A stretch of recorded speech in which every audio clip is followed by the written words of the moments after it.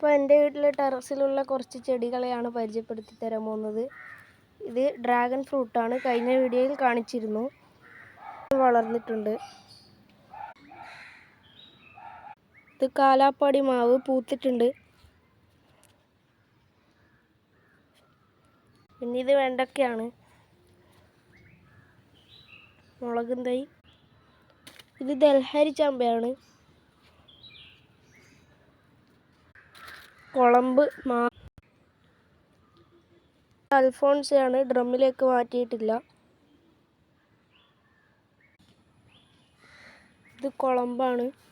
മാവ് തന്നെയാണ്. ഇത് N90 റാംബൂട്ടാൻ. VNR പേര.